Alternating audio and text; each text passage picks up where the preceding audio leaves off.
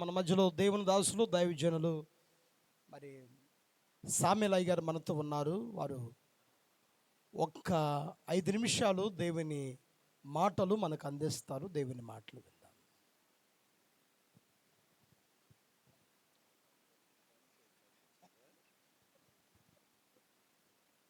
దేవునికి స్తోత్రం.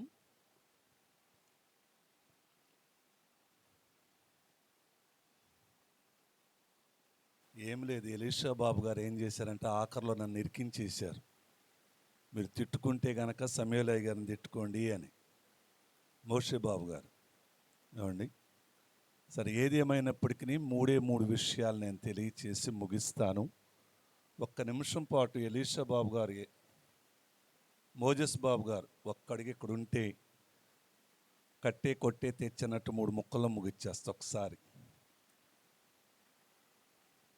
దేవుని యొక్క వాక్యములో లూకాసు వార్త త్రిప్పనవసరం లేదు కానీ 1వ అధ్యాయం 23వ వచనములో, అతడు సేవ చేయు దినములు సంపూర్ణమైనప్పుడు తన ఇంటికి వెళ్ళాడు. ఇక్కడ కట్టుకున్నది ఏది కూడా శాశ్వతం కాదు. అసలైనటువంటి తన ఇంటికి ప్రభుదాసయ్య గారు వెళ్ళటం జరిగింది. సో కాబట్టి మానవుని యొక్క జీవితంలో ఇష్టమున్నా లేకపోయినా వచ్చేవి 3. మొట్టమొదటిది, నీకు ఇష్టమున్నా నాకు ఇష్టమున్నా లేకపోయినా వచ్చేది రోగం. రెండవది, ఇష్టమున్నా లేకపోయినా వచ్చేటువంటిది నీకైనా నాకైనా వృద్ధాప్యం. మూడవది, ఆఖరిది, ఇష్టమున్నా లేకపోయినా వచ్చేది మరణం. సో మరణము చూడక బ్రతికినటువంటి నరుడు ఎవరు కూడా లేరు. అయితే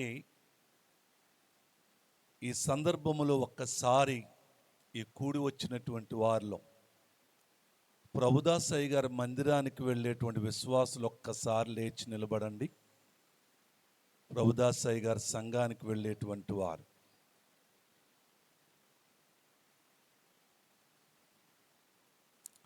ఎందుకొరకు అంటే, మీకు ఒక హెచ్చరిక ఇవ్వాలి అనుకుంటున్నాను. నా చిన్న జీవితంలో మా కుటుంబంలో జరిగింది ఈ సందర్భంగా జ్ఞాపకం చేయాలనుకుంటున్నాను. ఇప్పుడు సత్యమయ్య గారు ఏ రీతిగా అయితే గాస్పుల్ అసోసియేషన్ ఆఫ్ ఇండియాలో పనిచేశారు, అదే సహవాసంలో మా నాయనగారు కూడా పనిచేశారు. జాగ్రత్తగా వినాలి విశ్వాసులు. 1986వ సంవత్సరం మార్చి నెల 15వ తారీఖున మా నాయనగారు ప్రభు సన్నిధికి వెళ్ళారు. ఆయన వెళ్ళటం ఆలస్యం. అంటే చుట్టుపట్ల 10-15 గ్రామాల నుంచి పోరింగ్కి సేవకు వచ్చేవారు. మాది అసలు పోరింగ్కి వచ్చినటువంటి వారిలో కొంతమంది ఆయన చనిపోవటం ఆలస్యం మరుసటి రోజే వచ్చి, అమ్మా మీ అయ్యగారు చనిపోయాడు కదా, ఇంక మీరు అక్కడికేం వెళ్తారులే, నేను వచ్చి ప్రార్థన పెట్టమంటే పెడతాను అని చెప్పి చాలా పెనమలూరులో చాలా గృహాలు తిరిగారు. ఆ తర్వాత ఆదివారం నాడు వచ్చి, అమ్మా రాత్రి ప్రార్థన చేస్తుంటే ప్రభు నిన్నే చూపించాడు, మీ ఇంట్లో ఆరాధన పెట్టమన్నాడమ్మా, నువ్వు అంటే కనుక మీ ఇంట్లోనే పెడతాను అన్నారు. వారు చెప్పినటువంటి మాట ఒకటే మాట, అయ్యా మోషబాబు గారు రండి.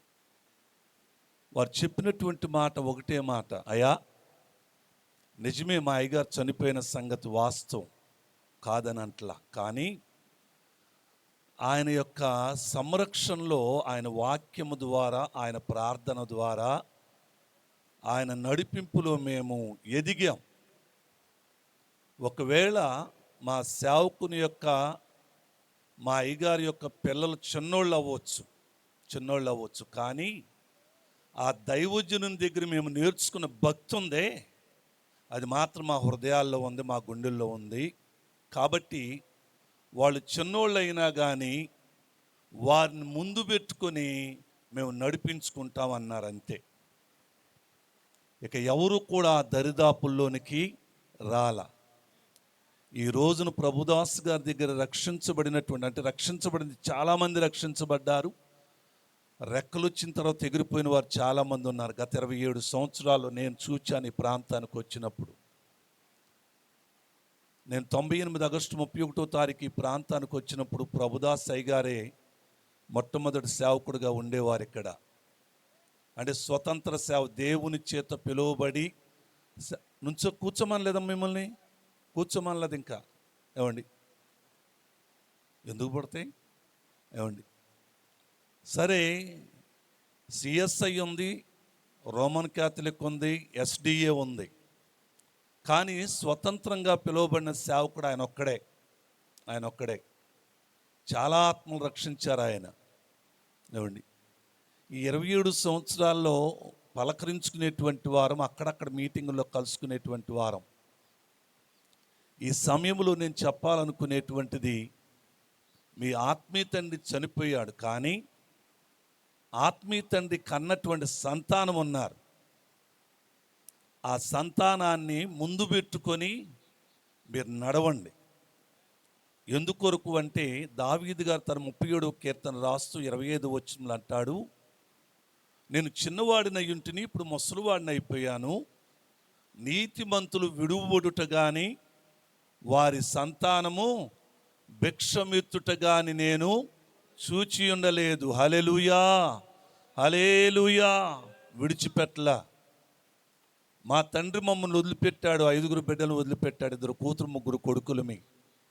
కానీ నా తండ్రి కన్న సంతానంలో 2 ఘనమైనటువంటి పరిచర్లు దేవుడు వాడుకుంటున్నాడు.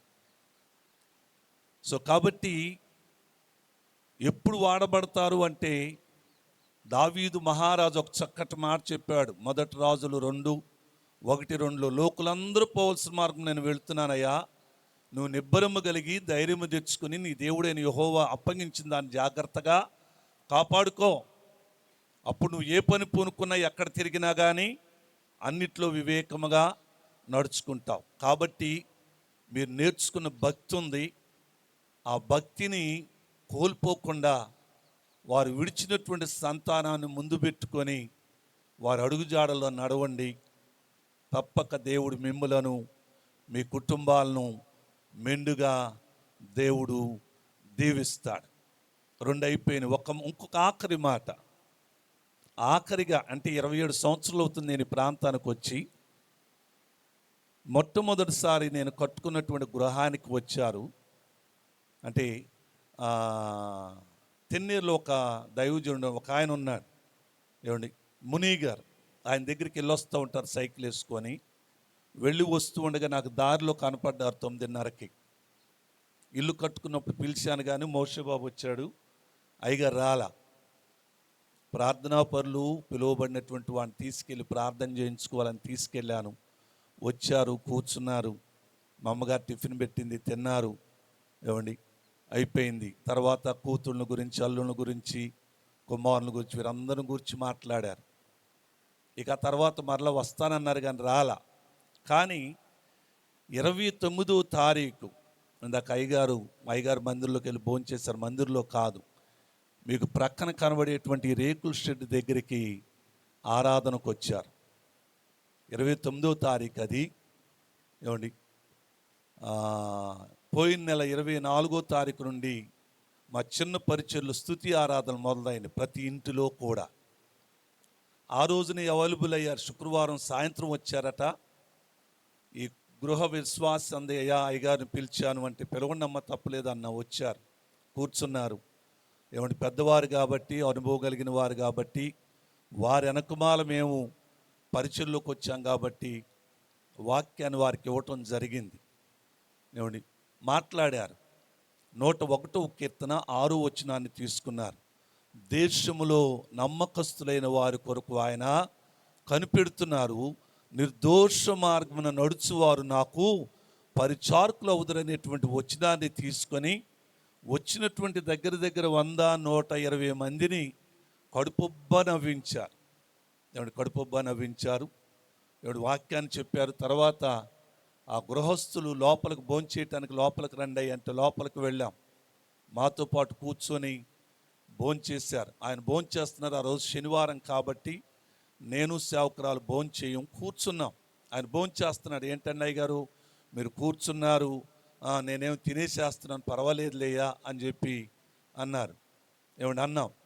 అప్పుడు ఆయన భోజనం చేసిన తర్వాత, అయ్యా నేను కూడా ఇంతకుముందు ఉపవాసాలు ఉండేవాడిని, ఇప్పుడు పెద్ద వయసు వచ్చింది కాబట్టి ఉండలేకపోతున్నాను అని చెప్పి అన్నారు. అంతలోకి అంటే ఆ ప్లేట్లో మాంసం ముక్కలు వేశారు. అంటే అయ్యగారుల వరకే వండారు మాంసం కూర, మిగిలిన వాళ్ళకి మామూలు వెజిటేరియన్ వండారు. ఏమండి ఆ మాంసం ముక్కలు అట్టాగే పక్కన పెడితే మా అమ్మగారు చూసి అంది, అయ్యగారు ఏంటో మొక్కలు తినవి ఏంటంటే, అమ్మ నాకు తినే బాధ్యతను దేవుడు తీసేశాడు అని అన్నారు. అప్పుడు అమ్మగారు అంది, పళ్ళ చెట్టు వేయించుకోవచ్చు కదా అయ్యగారు అంటే, ఒక నవ్వు అన్నాడు, నిజమేనమ్మా వేయించుకోవచ్చు కానీ, ఏమంటే ఆస్కమేగా మాటల్లో వేయించుకోవచ్చు కానీ, ప్రియులారా ప్రార్థన చేసుకుందాం మోకరెళ్ళండి అంటే పళ్ళ చెట్టు వచ్చి ఊడిపోద్దామని చెప్పి వేయించుకోలేదన్నాడు. ఆ పళ్ళ చెట్టు వేయించుకోకుండానే ఏమండి 82 సంవత్సరాల వయస్సులో దేవుడు ఆయనని, మానవుని ఆయుష్ 70 సంవత్సరాలు అధిక బలం ఉంటే 80 అధిక బలాన్ని కూడా పొందుకొని ప్రభు సన్నిధిలో ఉన్నారు. ఒక దినమందు చూస్తాం. సో కాబట్టి ఆ రోజు వెళ్ళారు, పడుకున్నారు, తెల్లవారుజామున లేచారట, టీ తాగారట, మళ్ళీ వెళ్ళి పడుకున్నారు అంతే. అయితే ఈ వాడకట్లో ఉండే వాళ్ళకి ఏమండి బెతస్తా కుటుంబీకులే కావచ్చు, ప్రభుదాసయ్య గారి సంఘస్థులే కావచ్చు, తానుచింతల లాజరయ్య గారి సంఘస్థులే కావచ్చు, ఒక చిన్న విషయాన్ని చెప్పాలనుకున్నాను. ఎందుకంటే మాకు బెతస్తా కుటుంబం అంట మాది.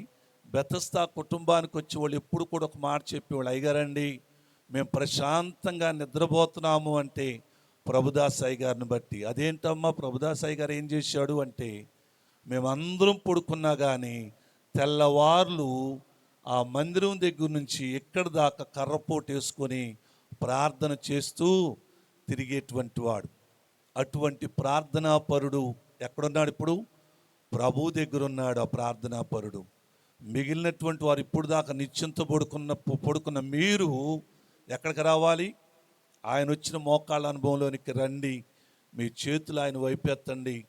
దేవుడు మిమ్ములను మీ కుటుంబాలను మెండుగా దీవించి ఆయన జన్మదిన సంతోష సమాధానాలతో పాటు నూతన సంవత్సర దీవెనలు మెండుగా అనుగ్రహించునుగాక. ఆమేన్. మరి ఒక్కసారి జ్ఞాపకం చేస్తున్నాను, ప్రభుదాస్ గారి సంఘానికి వెళ్ళేవారు ఎటు పరుగులు ఎత్తొద్దు. ఆ దాసుని దగ్గర మీరు నేర్చుకున్న భక్తి ఉంది.